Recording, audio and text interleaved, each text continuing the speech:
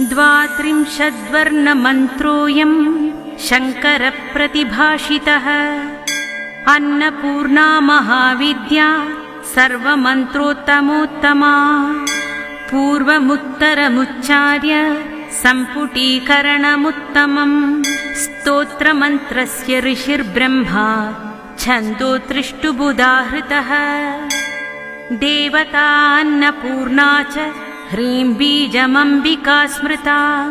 स्वाहा शक्तिरिति ज्ञेयं भगवति कीलकं मतम्। धर्मार्थकाममोक्षेषु विनियोग उदाहृतः। ॐ ह्रीं भगवति माहेश्वरी अन्नपूर्णायै स्वाहा। सप्तार्णवमनुष्याणां जपमन्त्रः समाहितः। अन्नपूर्णे इमं मन्त्रं मनुसप्तदशाक्षरम्। सर्वसम्पत्प्रदो नित्यं सर्वविश्वकरी तथा। भुवनेश्वरीति विख्याता सर्वाभीष्टं प्रयच्छति। ह्रील्लेखेयमिति ज्ञेयम् ओङ्काराक्षररूपिणी। कान्तिपुष्टिधनारोग्ययशांसि लभते श्रियम्। अस्मिन् मन्त्रे रतो नित्यं वशयेत् अखिलं जगत्। अङ्गन्यासः ॐ अस्य श्री अन्नपूर्णामाला मन्त्रस्य ब्रह्मार्षये नमः शिरसि। ॐ अन्नपूर्णादेवतायै नमः हृदये। ॐ ह्रीं बीजाय नमः नाभौ। ॐ स्वाहा शक्तये नमः पादयो। ॐ धर्मार्थकाममोक्षेषु विनियोगाय नमः सर्वाङ्गे। करन्यासः ॐ ह्रां अङ्गुष्ठाभ्यां नमः।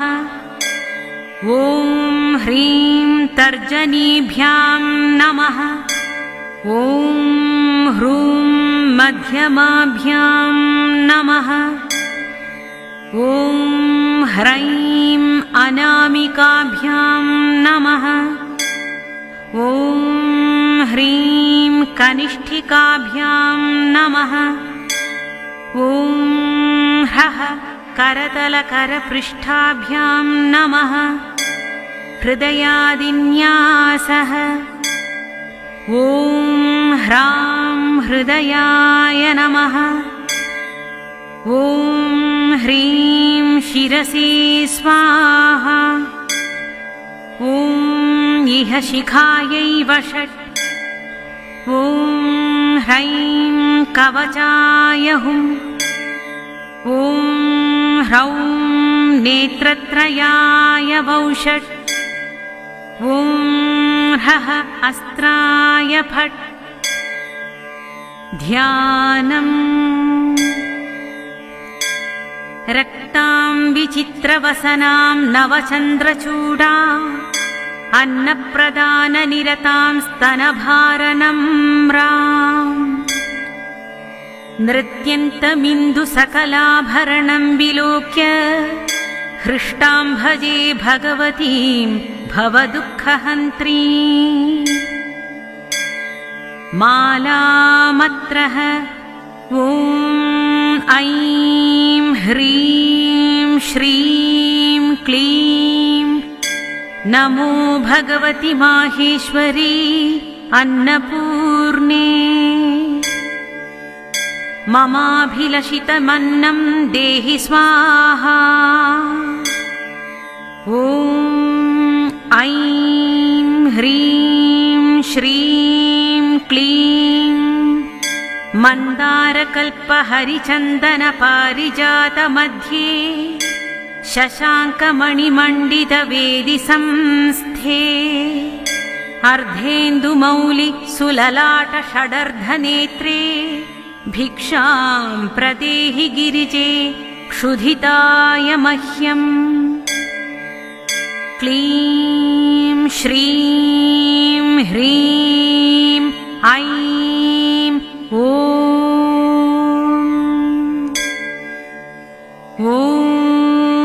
ऐं ह्रीं श्रीं क्लीं केयूरहारकनकाङ्गदकर्णपूरे काञ्चीकलापमणिकान्तिलसद्दुकूले दुग्धान्नपात्रवरकाञ्चनदर्विहस्ते भिक्षां प्रदेहि गिरिजे क्षुधिताय मह्यम् ॐ क्लीं श्रीं ह्रीं ऐं ॐ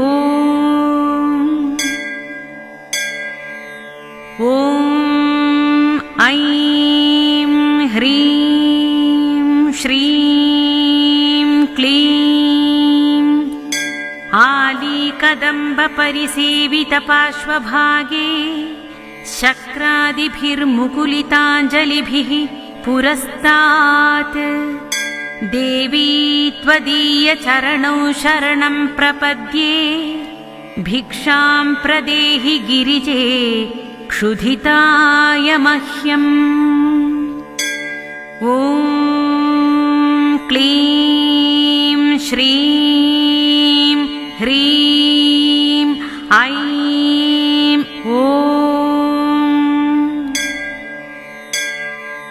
ॐ ऐं ह्रीं श्रीं क्लीं गन्धर्वदेवर्षि नारद कौशिकात्रिव्यासाम्बरीशकलशोद्भव कश्यपाद्याः भक्त्या स्तुवन्ति निगमागमसूक्त मन्त्रैर्भिक्षा प्रदेहि गिरिजे क्षुधिताय मह्यम् क्लीं ॐ श्रीं ह्रीं ऐं ॐ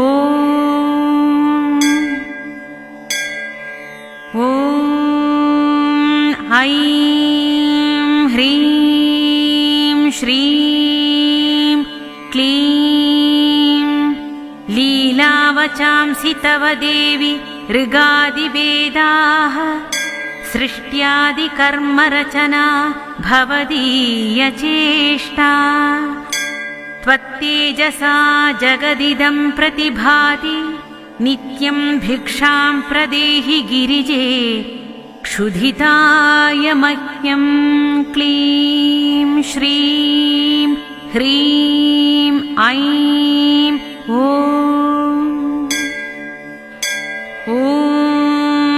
ऐं ह्रीं श्रीं क्लीं शब्दात्मिके शशिकलाभरणार्धदेहे शम्भोरुरस्थल निकेतन नित्यवासे दारिद्र्यदुःखभयहारिणिका त्वदन्या भिक्षां प्रदेहि गिरिजे क्षुधिताय मह्यम् क्लीं श्रीं ऐं ॐ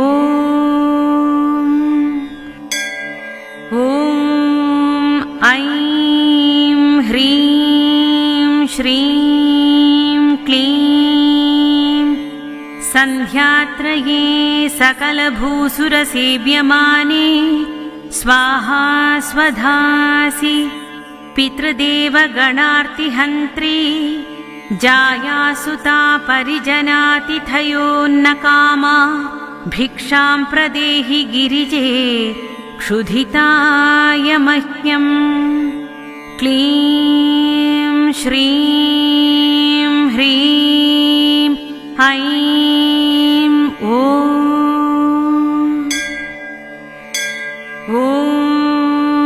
ऐं ह्रीं श्रीं क्लीं सद्भक्तकल्पलतिके भुवनं कवन्द्ये भूतेश हृत्कमलमग्न कुचाग्रभृङ्गे कारुण्यपूर्णनयने किमुपेक्षसे मां भिक्षां प्रदेहि गिरिजे क्षुधिताय मह्यम् क्लीं श्रीं ह्रीं ऐं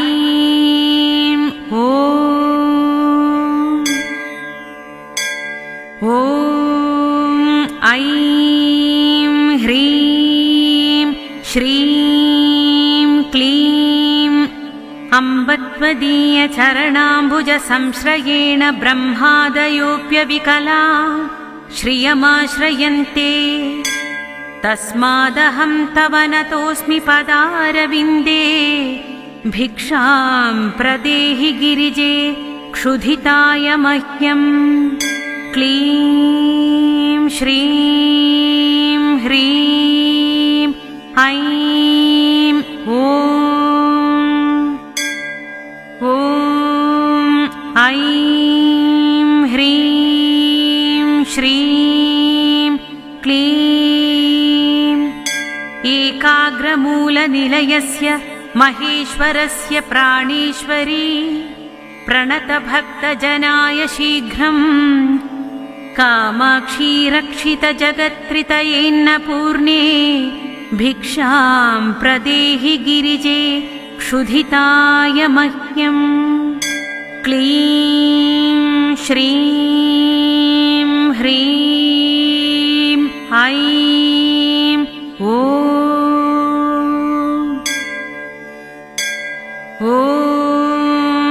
ऐं ह्रीं श्रीं क्लीं भक्त्या पठन्ति गिरिजादशकं प्रभाते मोक्षार्थिनो बहुजना प्रथितान्नकाम प्रीता महेशवनिता हिमशैलकन्या तेषां ददाति सुतरा मनसेप्सितानि क्लीं श्रीं ह्रीं ऐं ॐ